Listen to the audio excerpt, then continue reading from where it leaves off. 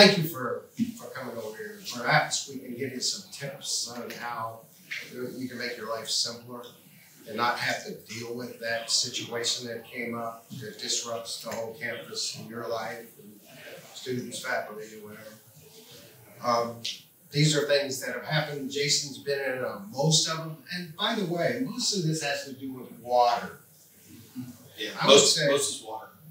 If water gets where it's not supposed to be, it's supposed to be inside those pipes or in the Gulf or in that river or stream or lake. But when it gets out of that containment, that's when people start having a bad day. So I would say 100,000 claims that Belfor does is probably more than that. We do about 200,000 a year. Okay, 200,000 claims that we do every year. Most of them are water, 70 to 80%. When our phone rings, it has something to do with water and subsequent damage caused by water, mold, deterioration, foundations, and all that kind of stuff. Anyway, we want to share some of that with you. Jason has seen it all. We'll talk about things that you can do now to minimize the possibility of this happening. There are some things that you can take back with you. And do me a favor, don't get trade show conference amnesia. You know, we're here, we got all these big plans, I'm gonna call you, we're gonna go take off, we gotta get some work here, we're gonna visit with you and do this. And then it doesn't happen because you get back into your real life, back into that routine, and you don't have time yet. So hopefully you can minimize that. Take some of this back with you and use it. If you want to ask a question, I got a prize for you, by the way, if you can contribute to this discussion. And of course, we want to reduce the frequency and the cost of these claims. We're going to make a small loss small, or even smaller, or you guys can prevent it even happening in the first place. So that's what we want you to take. And we definitely want to make your facilities safer for your faculty and for your students. We want to make it a healthy environment for every single one of them. And one of the ways that we can do that is, everybody loves this four-letter word, right? And I know none of your campuses, none of your facilities have ever had any of this on it, so you guys can just fall asleep during this slide. But just in case there's ever been any of this that's ever shown up on any of your campuses, you might want to pay attention. Anybody pull a cabinet and anything look like this behind it? Okay, so everybody's nodding, so somebody might have seen this before. So how do you think this started? What's been your experience? How does this typically start? Does it just show up and it's 6, 7 feet up the wall and all around the back? The water room will leak. Perfect. So it started small, right? So that's the whole purpose behind what we say. Most of the projects that we get involved with, if it is a large, it's something that if they have been spending the time to do the preventative things and to look under the sink base, to look behind the wall, to use their olfactory senses, they could have prevented something that looks like this. Because this is just what's on the surface. Then you start to peel back that onion, and Lord knows what's behind the wall. Anybody know what olfactory senses is? I didn't. Smell? Exactly right. It's who walks into a room and goes, something's wrong. Anybody? How's your all's rooms? Anybody walk into a room and you're like, it's a little funky in here, right? Probably because there's mold in the P-TECH unit. Probably has never been cleaned. And it's microbial growth in the P-TECH unit. We all trust your nose. It's usually right. Don't ignore it. There's usually something that's there. It doesn't mean there needs to be some big thing. Something needs to be cleaned, right? And those things that need to be cleaned, if you get it in time, they don't have to get to something that looks like this. So what is the best conveyance system for microbial growth?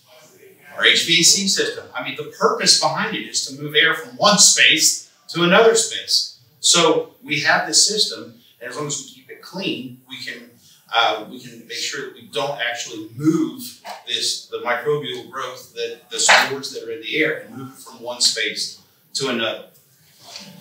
So If you're a large facilities group, you probably have the ability to do your own test and balance in your facilities. Otherwise, you may be sourcing that out. What are your metrics behind how the facility that you're tasking with this are ensuring that you have the right flow rate, you have the right humidity in that space, that you don't have a stagnant room. If you do an addition or if you do a modification to a system or you put in a new one, is that system in fact tested and balanced? Can I tell you the number of mold losses we've done the whole building wide, and the facilities guy is scratching his head and goes, we just put in a new unit. We upgraded to a bigger unit, right?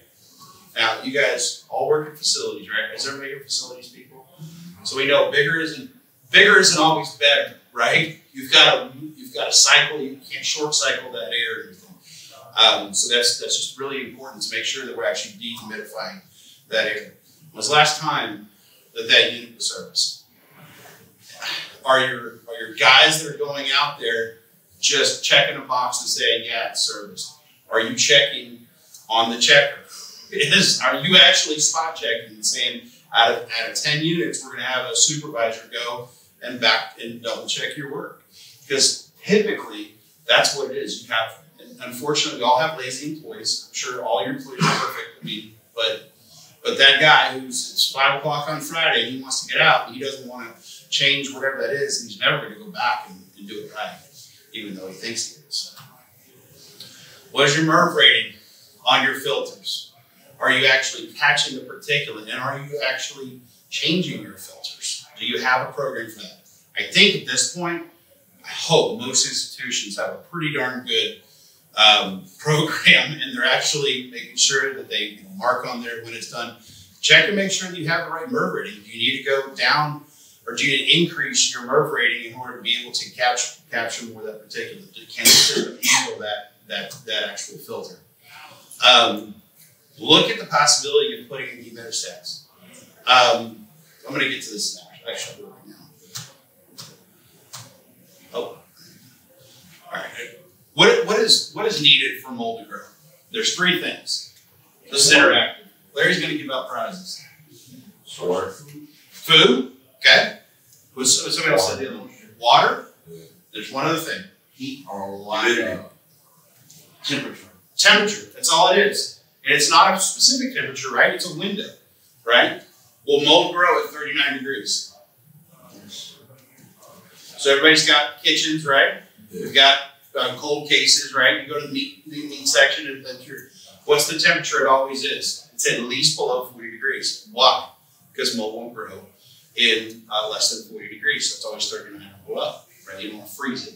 They want to keep it at 39. So it's below 39, there's not going to be that problem in Florida. We don't have freezing pipes in Florida too often, but it loves between 77 and 86 degrees. Well, what's everybody trying to do during the summer? You guys shut down buildings during the summer? Anybody here shut down buildings during the summer? And what's your instruction as far as what temperature you're supposed to leave the unoccupied spaces at? Sometimes they turn them off. Yeah, they just turn them off. So, again, I appreciate the work my kids through college with this stuff. I appreciate it very much. But that's literally what you're doing. Yeah. You've got to stand to your feet, yell, curse, cuss, throw things at people. You're going to look like that. You can't shut the air off, especially in Florida. If you have 3 things, I didn't make it up, this is science.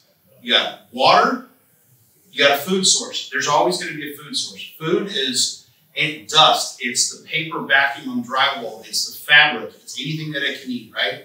All that stuff is organic. You're not going to remove the food, and you're not going to remove the temperature. The temperature is always going to be within that window where it can thrive. So what's the one thing we can control? Moisture. Water. So you go turn the air off. Go walk outside right now. I don't know, what's it, 98% humidity out right now? So there's water. You open the door, water comes into the unit, or into the space. You've just given the environment to be able to have it grow. So put in humidistats, it's an option. To put in a humidistat and say that the humidity has exceeded beyond a set of threshold, like 60, 65% humidity. You got to get that HVAC to be able to cycle that and get the moisture out of there. Small leaks, where I see most of the small leaks, this is of course a sink base. You get it wherever the water is, and then it's hidden behind the cabin. When you're going and you have if you have security people that are doing roaming security, have them open up the sink base, look underneath there. If something's bubbled, if it smells a little funny, there's a problem there. Look at it then. Add HVAC closets, open those up. Those should just be opened up by the service people. Have them looked at. And then roof leaks. I do a lot of hurricane work. Roof leaks that are small in a storm, they don't get better. They just get bigger and bigger. I know everybody's budgets are tight, everything else, but I tell people, I talk to people at the state, and I'm like, if you can spend money on one thing in order to be able to reduce your overall expense during storms, put it up on your roof. Spend the money on your roof, get a solid roof on the building, and you can save millions of dollars inside post of that. But they don't listen. I know that everybody loves these pads. Listen, I love comfort. But if you had a situation where you said when you turned off the air in the summer, when people sit on a chair, not to be gross, people eat. They lick their fingers, they wipe it on the fabric, right? That's food. You're putting it on the fabric. If you have a hard surface chair or something that people are sitting in that's wipeable, you can actually remove that food. It's something that can be cleaned. This is way more expensive to try and get impregnated microbial growth out of. And a lot of times we end up just saying that it makes more sense to actually toss them. Way easier to clean hard surface. So if you're building out an auditorium, or you're going to do a re-up on an auditorium or a gymnasium or something like that, I would recommend looking at doing something that's a solid surface. Maybe it's padded, but it's not fabric on the surface. Just way cheaper, way better, way easier to clean from just a regular maintenance perspective. Look at that. In your classrooms, same thing. Look at hard surfaces, not at fabrics. Maybe even pleather, what do they call them? You guys probably know. You know what I'm talking about. Not leather, I'm sure. Leatherette. Leatherette, yeah. It's got a padding underneath it, but it's something that's wipeable, right? Contents within the space.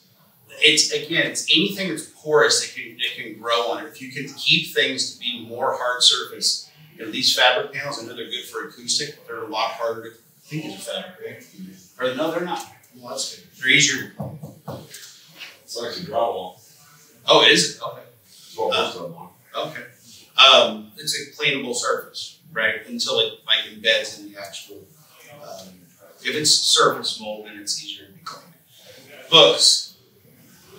I did a K-12 school. I don't think anybody here's from that district. They had a library that was like a hub and spoke library, and the library is in the center of the entire school, and so all the wings go right to the library.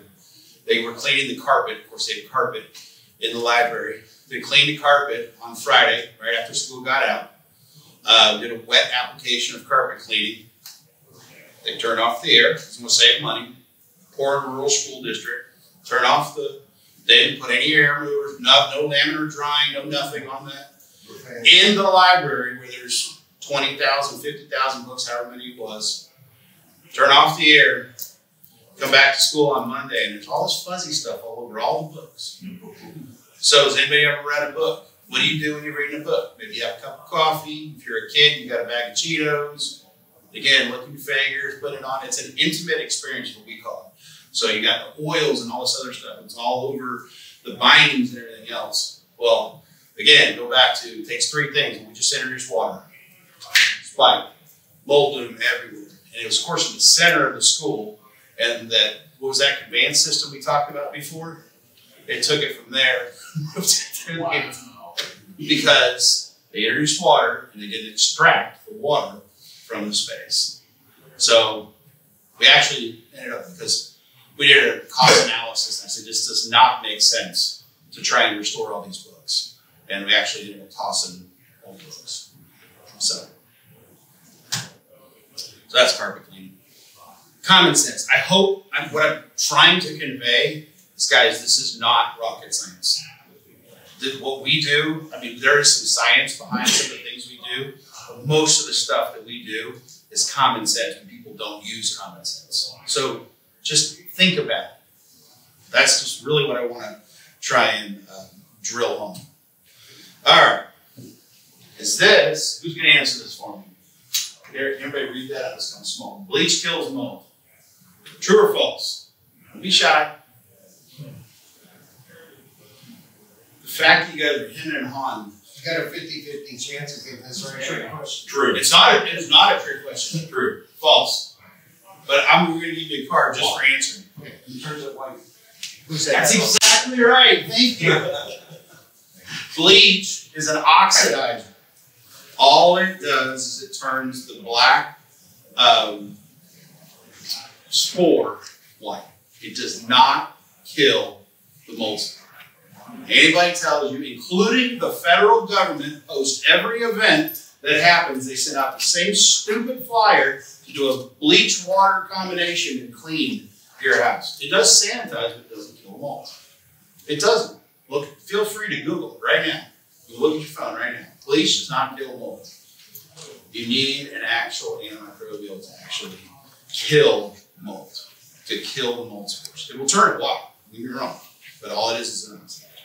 So if anybody in your school, just put some bleach on it. Go, I learned at Flappo. Take one thing away from this: bleach does not kill mold. Sick and tired of it. My wife's just a little passionate about it. So, all right. So what is mold need? The three things: food, water, and temperature. Food, water, and temperature. That's exactly right. Love's between 77 and 86. So when they tell you to turn your air in all your rooms to 80 degrees, what should you say? Not very smart. This is what I learned at Flappo. All right, this is what I know. Ours are on 4-hour timers, so it wouldn't matter if there was on and on. They do what? What's that, sir? We have a 4-hour timer on our AC. Good. So they have to be occupied. Somebody has to be in there. Turn that timer. So if it's unoccupied for the summer, it's just literally off. You're going to have mold when they show it back. No, it's worse because it's occupied for a week while they strip and wax the floors and Right. whatever, and then it shuts off for the rest of the summer. Yes. I'll make sure we get him a card. Larry, you're up. All right. Well, the best thing to do is have some sort of plan in place. We're talking mostly storm planning, disaster planning in general. What are we going to do?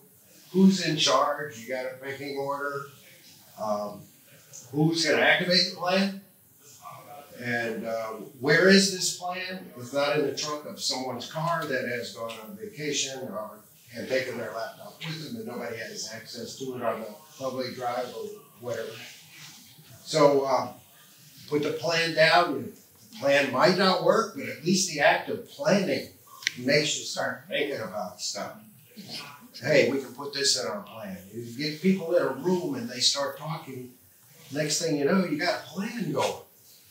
You can name names, and you're in charge of this, and you are in charge of that, and it causes conversation, which is awesome. I think General Eisenhower said during World War II, the act of planning is useless, except it causes people to think. Plans never work, but the act of planning is priceless. So anyway, So that's your history lesson for the day. So let me just pause for just a second. So Scott, December 24th, 2024, 2 o'clock in the morning, one of your more rural schools has a sprinkler head that just, the frontal bulb just busts. Fire riser is blowing, right? Fire department gets called. Obviously nobody's at school. You're on vacation. He looks like he works with you maybe. He's on vacation. He's in the mountains. His phone's off. He's like, I'm done for Christmas. And you've got Peter, who's been with you for 2.5 weeks, is on call. You have a fire riser that has a chain on it because you don't want the kids to get it. and you haven't exercised that lock in 4 years, and there's one key, and it's on his key ring. Those are the kind of things we're talking about. Larry's gone into Puerto Rico and sat in a room for 3 days and with hard hat on, and I mean all the planning and all the big things. We've done a lot of different things. It's those little dumb things that the lock has been rusted for the last 2 years, and nobody's actually gone and taken a key in there and go, who has the key? If we're on call, how do we turn the fire hydrant? Who has it? Who has the ability to be able to do that? When you do, I hope you do, tabletops. When you do that, come up with something that's not just, oh, we got a hurricane, we're going to plan for a Category 3, it's going to come across Tampa, and all right, yeah, we're going to sandbag, we're going to do this. Don't do the stuff that's easy. Do the stuff that challenges you, because it always happens Christmas Eve at 2 o'clock in the morning, and it's always annoying, and nobody's around, and you don't have the key, and so on and so forth. So. Yeah, those tabletop exercises will start showing your colors. That 2 a.m. on Christmas Eve is a stretch, but it happens. It happens. It happens. We've been there, done that. All right, so you talk about your shutoffs, those.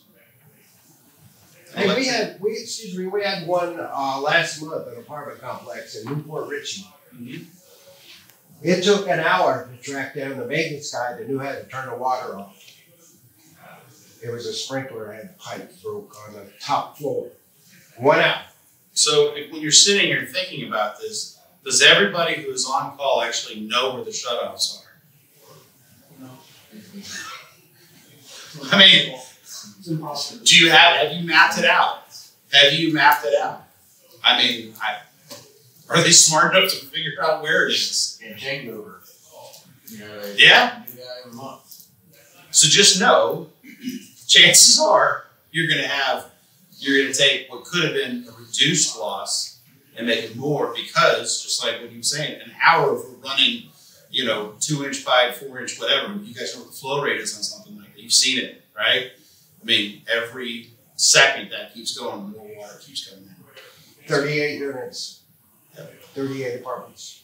Having an accurate electronic inventory. This is valuable for storms, but then also for a situation where if you did have a fire or something like that, and you were unable to identify what's in a space, have it not stored on a drive in the space. Needs to be on the cloud, and multiple people need to have access to it. We talked about roof failures and maintenance. I know budgets are tight, guys. I get it, but that's where I see a lot of those penetrations becoming much bigger losses. Hurricane Michael.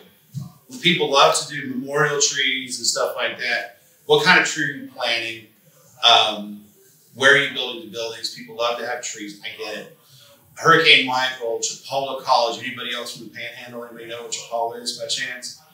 For kicks and grins, just drive by there one day and look at it. It looks like a wasteland. We took out 2,200 of the largest pine trees I've ever seen in my life, because they all snapped off, halfway through them. And they built this campus in the middle of a forest, and it cost them a lot of money to get rid of all those trees, and they caused a lot of damage to the buildings. It's way cheaper to get trees removed today than it is in September and October post-event.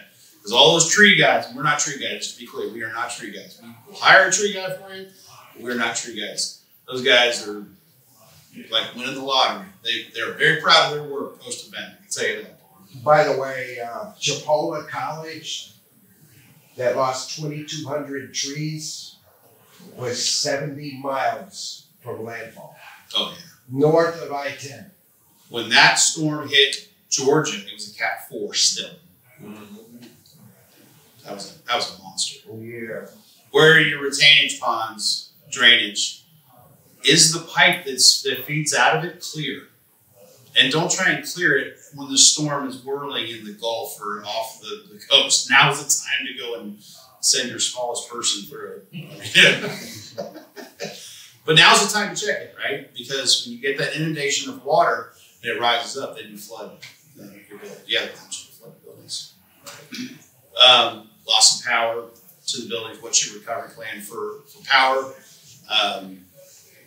And then, of course, you know, when you lose the ability to be able to remove humidity from the spaces, that's when you have the opportunity for micronutrient growth.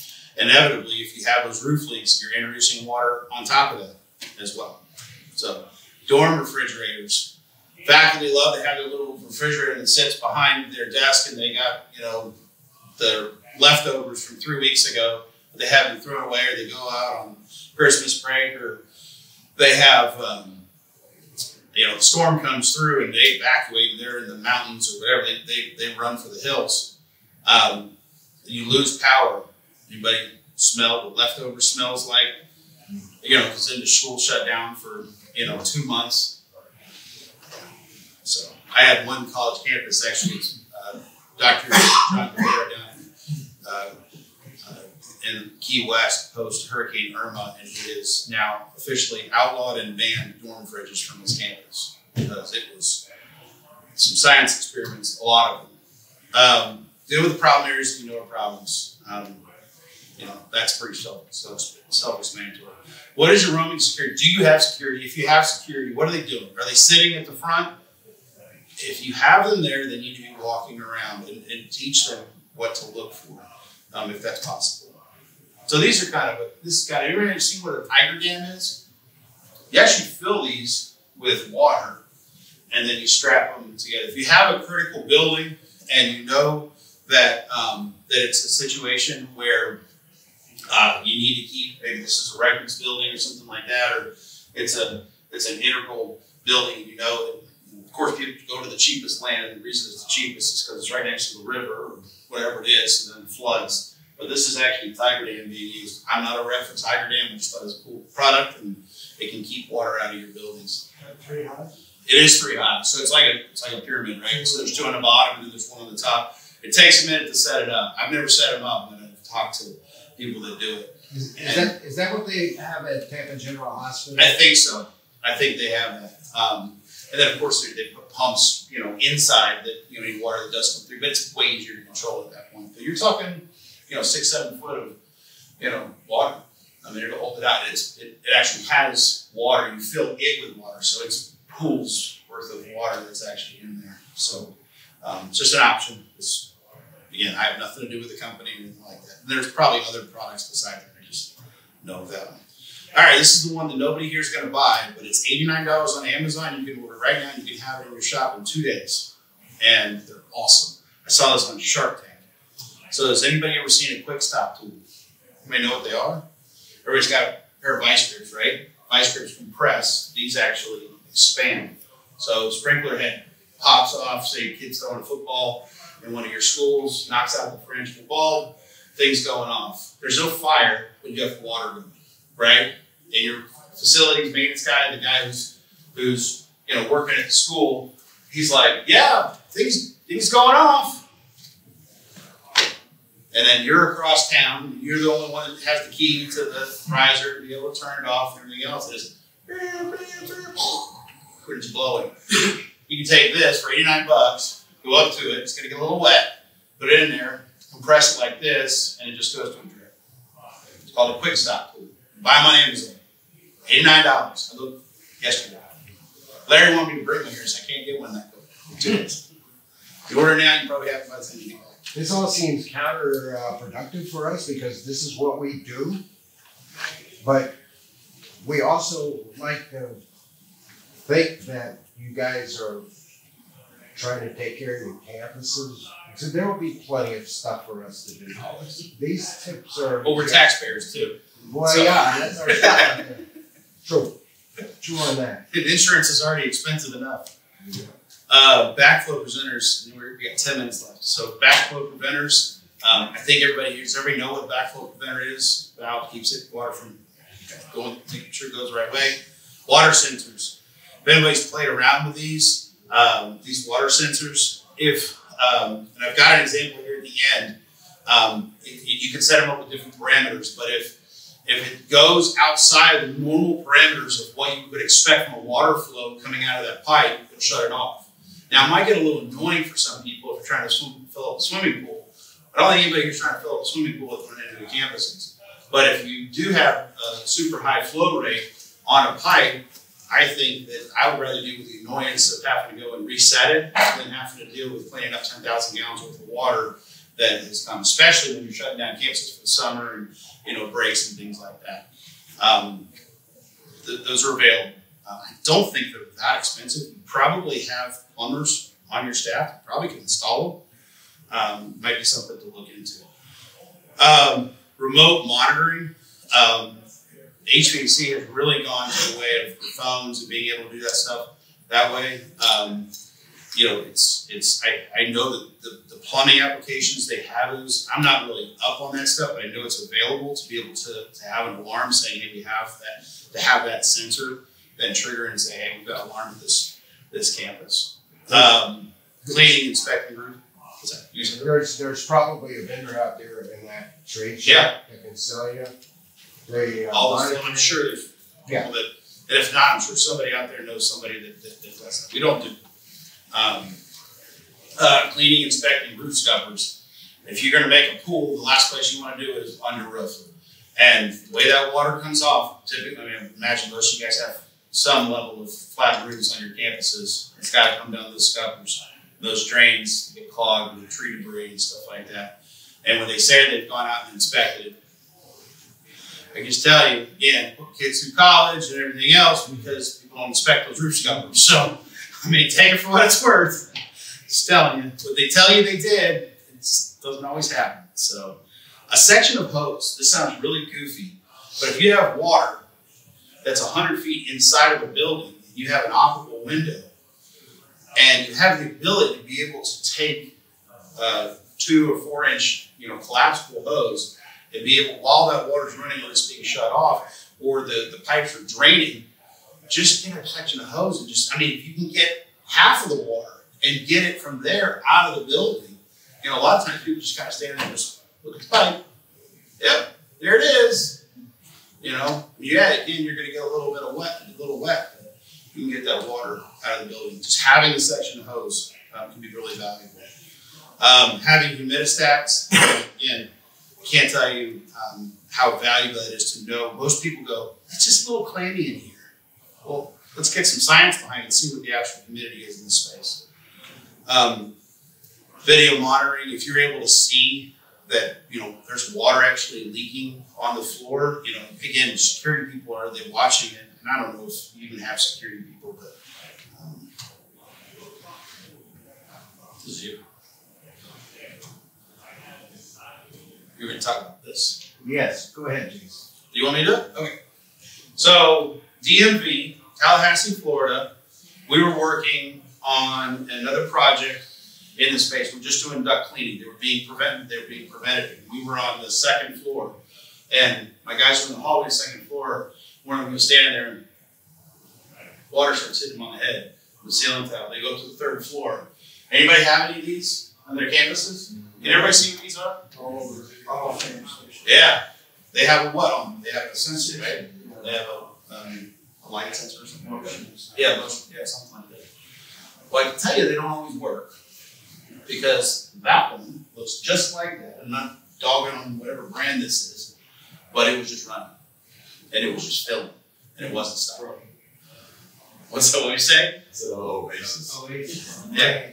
So, again, if you had one of these flow monitors that's like after 10 gallons or whatever in so much time, it shuts off. If you're going to put one of these in, it might make sense to do it. Because I can tell you, 100% certain, because I've seen them, I have a video of it, those sensors go bad. And they will just continue to pour water into the space. So, or you could have kids go up and put electrical tapers in. He's like, I know all the tricks. Pencil.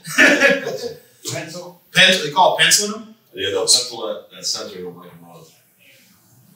So if I'm trying to stop it, I'm putting a flow monitor on those. That's like a no-brainer for me. Anybody bank at Ally Bank? See this little pipe right here? It's a 2-inch pipe. It's on the 4th floor of this 5-story building. And of course, it happened on Friday after everybody was done. Anybody want to guess where the security guard sits? Right here in the 1st floor. Scrolling through Facebook. Doesn't walk the floors. And for hours upon hours on the 4th floor, this flooded. Is 125,000 square foot building. And when I tell you it flooded good. 100,000 square foot of water. $4.5 million plan because of PVC versus copper. And the lady who runs like all of their facilities stood there and said some words that I won't repeat here, but she was like, "Why do we have PVC in the space versus?" And apparently this runs through the whole building. So Cheaper. Allegedly. Well, yeah. How? Seemed like a wise guy, man. I mean that like I'm not a wise guy, like No, wise. we just repiped the entire kitchen because it was running CPVC. Gotcha. It's got recirculating pumps. There it is. And the CPVC could It's up. Exactly. That's literally how. Repiping and copper. So you'll love this. So we finished this lofts. We were on the last week finishing putting carpet tiles. Another pipe blew. Now we were there, so we caught it in time. But if we hadn't been there, it would have been the exact same situation. Same pipes, same everything.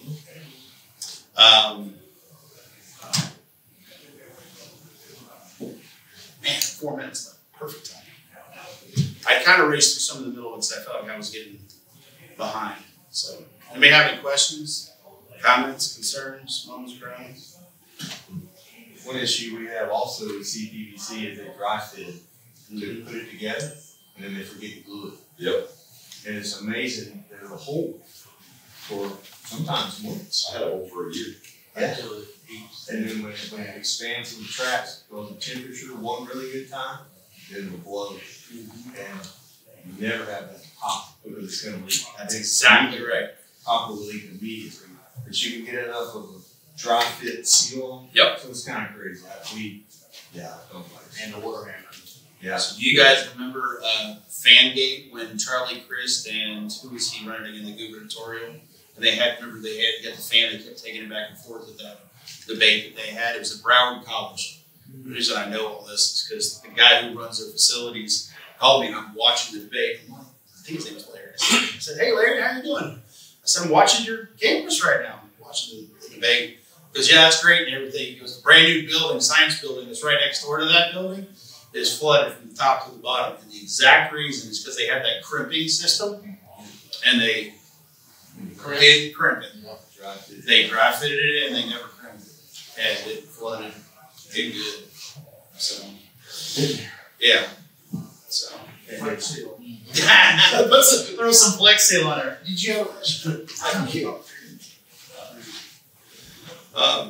But if you need our services, we're happy to help you guys, and we won't make you feel too bad about it if you don't listen to this presentation. We won't say "told you so." Stop by our booths out there and pick up something. We've got some barbecue sauce. We'd love to give you guys some. It's not Heinz 57, I promise you. It's one of our team members out of Nashville is a 4-time barbecue pit master champion, and that is his sauce. So he doesn't sell it to anybody else, he just bottles it for us. So, I still have your back scratches. yeah, there's back scratches out there too. That's good. Yes, sir. Wood. Made out of wood. Thank you guys. Appreciate you. Thank you.